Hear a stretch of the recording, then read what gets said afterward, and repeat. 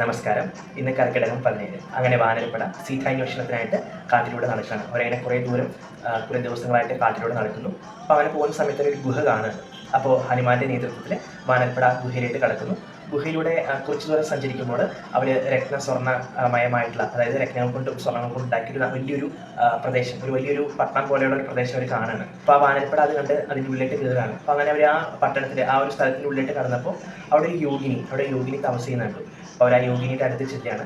യോഗിനി ഇവരെ കണ്ടപാടെ തന്നെ ഇവരോട് കാര്യങ്ങളെ ചോദിക്കുന്നു. നിങ്ങൾ ആരാണ്, എവിടുന്നാണ് വരുന്നത്, അവരുടെ വൃത്താന്തങ്ങളൊക്കെ ചോദിക്കുകയാണ്. അപ്പോൾ ഹനുമാൻ എല്ലാ കാര്യങ്ങളും വിശദമായിട്ട് തന്നെ അവരോട് പറയുകയാണ്. സീതാദേവി അന്വേഷിച്ചാണ് അവരിവിടെ എത്തിയെന്നൊക്കെ അവർ പറയുന്നുണ്ട്. അപ്പോൾ യോഗിനി അവർക്ക് കഴിക്കാനും കുടിക്കാനുള്ള പദാർത്ഥങ്ങളും കാര്യങ്ങളെല്ലാം അവർക്ക് സ്നേഹപൂർവ്വം നൽകുകയാണ്. എന്നിട്ട് യോഗിനി തൻ്റെ കഥകൾ അവരോട് പറയാണ്. തൻ്റെ പേര് സ്വയംപ്രഭ എന്നാണ്. ഈ പ്രദേശം തൻ്റെ സഖിയുടേതായിരുന്നു. അവളുടെ പേര് ഹേമ എന്നാണ്. വിശ്വകർമാവിൻ്റെ പുത്രിയാണ് ഹേമ. അവരുടെ നൃത്തം കണ്ട് മഹാദേവൻ അവൾക്ക് വരദാനമായിട്ട് കൊടുത്ത സ്ഥലമാണ് ഈ പ്രദേശം എന്നൊക്കെ ഹനുമാനോടും മറ്റു വാനരപ്പടയോടൊക്കെ സ്വയംപ്രഭ പറയാണ്.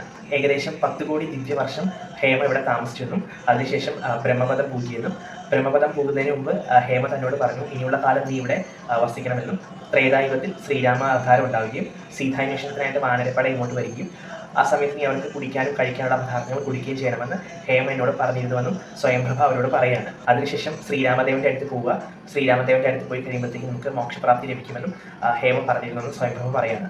അങ്ങനെ വാനരപ്പടയുടെ വിശപ്പും ദാഹവും മാറ്റുന്നതിനുള്ള എല്ലാ കാര്യങ്ങളും സ്വയംപ്രഭ അവർക്ക് കൊടുത്തു കഴിഞ്ഞിരുന്നു. അങ്ങനെ അവരുടെ വിശപ്പൊക്കെ മാറിയ ശേഷം സ്വയംപ്രഭ അവരോട് നന്ദിയൊക്കെ പറഞ്ഞിട്ട് ശ്രീരാമദേവൻ്റെ സന്നിധിയിലേക്ക് സ്വയംപ്രഭ പോവുകയാണ്. അങ്ങനെ സ്വയംപ്രഭ ശ്രീരാമ സന്നിധിയിലെത്താണ്. ശ്രീരാമനെ കണ്ട് തൊഴുതു വണങ്ങിയ ശേഷം സ്വയംപ്രഭ ശ്രീരാമദേവനെ സ്തുതിക്കുകയൊക്കെ ചെയ്യാണ്. അങ്ങനെ ശ്രീരാമദേവൻ സ്വയംപ്രഭയോട് പറയാണ്, നീ ഉടനെ തന്നെ ബദ്രി ആശ്രമത്തിലേക്ക് പോകുക, അവിടെ ചെന്ന് നീ തപസ് അനുഷ്ഠിക്കുക, സമയമാകുമ്പോൾ നിനക്ക് അവിടെ മോക്ഷപ്രാപ്തി ലഭിക്കുമെന്ന് പറയാണ്. അങ്ങനെ ശ്രീരാമദേവൻ്റെ വാക്ക് കേട്ട് സ്വയംപ്രഭ ബദ്രി ആശ്രമത്തിലേക്ക് പോവുകയും അവിടെ നീണ്ട കാലം തപസ് അനുഷ്ഠിക്കുകയും ശേഷം മോക്ഷപ്രാപ്തി ലഭിക്കുകയും ചെയ്തു. വാനരപ്പടയാണെങ്കിലും കുറേ നാളുകളായിട്ട് അവർ സീതാദേവി അന്വേഷിച്ച് നടക്കുകയാണ്. സുഗ്രീവനാണെങ്കിൽ 30 ദിവസത്തിനുള്ളിൽ സീതാദേവി ഇരിക്കുന്ന സ്ഥലം കണ്ടുപിടിച്ച് അറിയിക്കണമെന്നാണ് പറഞ്ഞിരിക്കുന്നത്. അപ്പോൾ അവർ വന്നിട്ട് കുറേ നാളുകളായിട്ട്. അപ്പോൾ അങ്കദനാണെങ്കിൽ ഭയങ്കരമായിട്ടുള്ള പേടിയൊക്കെ തോന്നുകയാണ്. അപ്പോൾ അങ്കദൻ പറയുന്നുണ്ട്, മിക്കവാറും നമ്മളെ സുഗ്രീവൻ വധിക്കാൻ സാധ്യതയുണ്ട്, കാരണം നമുക്ക് ഇതുവരെയും സീതാദേവി എവിടെയാണ് ഇരിക്കുന്നത് പോലും അറിയില്ല എന്നൊക്കെ പറയുന്നുണ്ട്. നമുക്ക് എന്തായാലും ഈ പട്ടണത്തിൽ തന്നെ താമസിക്കാം. ഈ പട്ടണമാണെങ്കിൽ ഒരു ഗുഹയുടെ അകത്തായതുകൊണ്ട് ആരും കണ്ടുപിടിക്കുകയൊന്നുമില്ല. സുഗ്രീവനെ ദേഷ്യം വന്നാൽ ആദ്യം എങ്ങനെയായിരിക്കും കൊല്ലുക എന്നൊക്കെ അങ്കദൻ പറയുന്നുണ്ട്.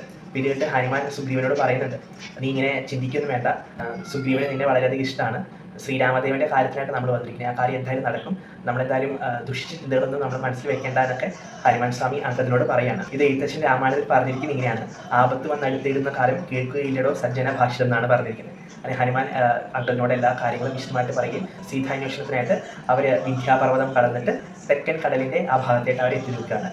അങ്ങനെ അവർ തൊട്ടടുത്തുള്ള മഹേന്ദ്ര പർവ്വതത്തിലെത്തുകയാണ്. മഹേന്ദ്ര പർവ്വതത്തിലാണെങ്കിൽ ചെറുകളില്ലാത്തൊരു വലിയൊരു പക്ഷി അവർ കാണുന്നുണ്ട്. അപ്പോൾ പക്ഷിയാണെങ്കിലോ ഇവരെ കണ്ട സന്തോഷത്തിൽ തനിക്ക് കഴിക്കാനുള്ള ഇരകളായിട്ട് അവരെ കാണുകയാണ്. കാരണം പക്ഷിക്ക് പറക്കാൻ ചെറുകളില്ല. അപ്പോൾ തൻ്റെ അടുത്തേക്ക് വരുന്നവരെ മാത്രമേ പക്ഷിക്ക് കഴിക്കാനായിട്ട് പറ്റത്തുള്ളൂ. അപ്പോൾ പക്ഷി അവരെ കഴിക്കാനായിട്ട് വരുന്ന സമയത്ത് ആ വാനരന്മാർ പറയുന്നുണ്ട്, ഈ പക്ഷിനേക്കാൾ എത്രയോ ഭേദമായിരുന്നു ജഡായു ആണെങ്കിൽ ശ്രീരാമസ്വാമിനെ സഹായിക്കുന്ന സമയത്താണല്ലോ മരണപ്പെട്ടത്. അപ്പോൾ അവനക്ക് ആ പക്ഷിക്ക് എത്രയോ ഭേദമാണ് ഈ പക്ഷിയുടെ മുമ്പിൽ എന്നൊക്കെ പറയുന്നുണ്ട്. അപ്പോൾ ഇത് കേട്ട സമ്പാദി പെട്ടെന്ന് ഇങ്ങനെ ഞെട്ടിത്തെറിച്ച് ചോദിക്കുന്നുണ്ട്, നിങ്ങൾ എന്താ പറഞ്ഞേ, നിങ്ങൾക്ക് ഇങ്ങനെ ജഡായുവിനെ അറിയാനൊക്കെ ചോദിക്കുന്നുണ്ട്. അപ്പോൾ ഹനുമാൻ പറയുന്നുണ്ട്, ഞങ്ങൾ ശ്രീരാമദേവൻ്റെ നിർദ്ദേശാനുസരണം സീതാദേവി അന്വേഷിക്കാനായിട്ട് വന്നതാണ്. അപ്പോൾ കഥകളെല്ലാം കാര്യങ്ങളൊക്കെ പറയുന്നുണ്ട്. രാവണൻ സീതാദേവി തട്ടിക്കൊണ്ടു പോകുന്ന സമയത്ത് ജഡായു സീതാദേവി രക്ഷിക്കാൻ വന്നെന്നും, രാവണൻ തൻ്റെ ചന്ദ്രഹാസം ഉപയോഗിച്ച് ജഡായുവിനെ വധിച്ച കാര്യം എല്ലാം ഇവരെ സമ്പാദിയോട് പറയുന്നുണ്ട്. അപ്പോൾ സമ്പാദി കണ്ണു നിറഞ്ഞുകൊണ്ട് പറയുന്നുണ്ട്, ഞാൻ ജഡായുവിൻ്റെ ജ്യേഷ്ഠനാണ്, എൻ്റെ പേര് സമ്പാദി എന്നാണ്, എനിക്ക് ചെറുത് രണ്ടുമില്ല. അപ്പോൾ നിങ്ങളൊരു കാര്യം ചെയ്യൂ, എന്നെ ആ നദിയുടെ കരയിലേക്ക് തന്നെ ഒന്ന് താങ്ങിയെടുത്ത് കൊണ്ടുപോകണം, എനിക്ക് ജഡായുവിന് വേണ്ടി മരണാനന്തര ചടങ്ങുകളൊക്കെ ചെയ്യണമെന്ന് പറയണം. ഇത് കേട്ട വാനരപ്പട സമ്പാദിനെ എടുത്ത് താങ്ങിക്കൊണ്ട് നദിക്കരയിലേക്ക് പോവാണ്. അവിടെ വെച്ച് സമ്പാദി ജഡായിന് വേണ്ട എല്ലാ മരണാനന്തര ചടങ്ങുകളൊക്കെ ചെയ്യുന്നുണ്ട്. സമ്പാദി ഇവരോടായിട്ട് തൻ്റെ പൂർവ്വ ചരിത്രം പറയാണ്. അതായത് സമ്പാദിയും ജഡായും സഹോദരന്മാരായിരുന്നു. അപ്പോൾ ഒരു ഇടയ്ക്കിങ്ങനെ വലിയ മത്സരമൊക്കെ വയ്ക്കാറുണ്ട്, പക്ഷികളാണല്ലോ. അപ്പോൾ ഏറ്റവും ഉയരത്തിൽ ഏറ്റവും വേഗത്തിൽ പറക്കുന്ന ആരാന്നൊക്കെ അറിയാനുള്ള മത്സരങ്ങളൊക്കെ വെച്ചിരുന്നു. അപ്പോൾ ഒരു ദിവസം ഇവരിങ്ങനെ മത്സരം വെച്ച സമയത്ത് ജഡായു പറന്ന് സൂര്യൻ്റെ അടുത്തെത്തുകയും സൂര്യൻ്റെ ചൂട് കാരണം ജഡായുവിൻ്റെ ശരീരം ചുട്ടുപൊള്ളാൻ തുടങ്ങിയെന്നൊക്കെ പറയുന്നുണ്ട്. അപ്പോൾ സമ്പാദി ഓടി പറന്നു ചെന്നിട്ട് തൻ്റെ ചെറുകൾ വെച്ച് ജഡായുവിനെ ആ ചൂടിൽ നിന്ന് രക്ഷിച്ചു. അപ്പോൾ ആ ചൂട് മുഴുവൻ സമ്പാദിയുടെ ദേഹത്തേക്കാണ് വന്നത്. അപ്പോൾ ചൂട് നിമിത്തം സമ്പാദിയുടെ 2 ചിറകും കരിഞ്ഞു പോവുകയും അങ്ങനെ ചിറക് നഷ്ടപ്പെട്ട പക്ഷി മഹേന്ദ്ര പർവ്വതത്തിലേക്ക് വന്ന് വീഴുകയാണ് ചെയ്തത്. അവിടെ അങ്ങനെ വന്ന് വീണ സമയത്ത് അവിടെ ഒരു സന്യാസി ഉണ്ടായിരുന്നു. സന്യാസി എന്നോട് കുറച്ച് കാര്യങ്ങളൊക്കെ പറയുകയും ചെയ്തു എന്ന് പറഞ്ഞു. അതായത് ത്രേതായുഗത്തിൽ ശ്രീരാമാവതാരം ഉണ്ടാവും. അപ്പോൾ ആ സമയത്ത് സീതാന്വേഷണത്തിനായിട്ട് വാനരപ്പട മഹേന്ദ്ര പർവ്വതത്തിൽ വരും. അപ്പോൾ നീ അവരോട് സീതാദേവി എവിടെയാണ് ഇരിക്കുന്നത് എന്നുള്ള വൃത്താന്തം മുഴുവനായിട്ടും പറഞ്ഞു കൊടുക്കുക. അങ്ങനെ പറയുന്ന സമയത്ത് നിനക്ക് പുതിയതായിട്ട് 2 ചെറുകൾ മുളയ്ക്കുമെന്നും സന്യാസി പറഞ്ഞുവെന്നും സമ്പാദി പറയുന്നുണ്ട്. അപ്പോൾ സന്യാസിയുടെ നിർദ്ദേശാനുസരണം സമ്പാദി വാനരപ്പടയോടായിട്ട് സീതാദേവി ഇരിക്കുന്ന സ്ഥലം പറയുകയാണ്. ഉയരമുള്ള 3 പർവ്വതങ്ങളുടെ നടുവിൽ ലങ്ക എന്ന് പറയുന്ന ഒരു രാജ്യമുണ്ട്.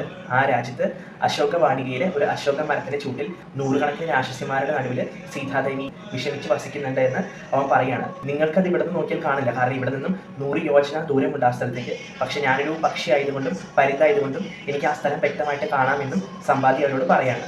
ഈ ഒരു 100 യോജന ദൂരമുള്ള കടല് ആർക്കാണോ ചാടിക്കടക്കാൻ ശക്തിയുള്ളത് അവന് മാത്രമേ സീതാദേവി പോയി കാണാൻ കഴിയുള്ളൂ സമ്പാദി പറയുന്നുണ്ട്. അങ്ങനെ സമ്പാദി സീതാദേവി ഇരിക്കുന്ന സ്ഥലം വിശദമായിട്ട് തന്നെ വാനരപ്പടയ്ക്ക് പറഞ്ഞു കൊടുക്കുകയാണ്. തൽഫലമായിട്ട് സന്യാസി പറഞ്ഞതുപോലെ തന്നെ സമ്പാദിക്ക് പുതിയ ചെറുകളും ആ സമയത്ത് മുളച്ചു വന്നു. ഇത്രയുമാണ് ഇന്നത്തെ കഥാസാരം എന്ന് പറയുന്നത്. എല്ലാവർക്കും ഇഷ്ടമായി വിശ്വസിക്കുന്നു. നമസ്കാരം.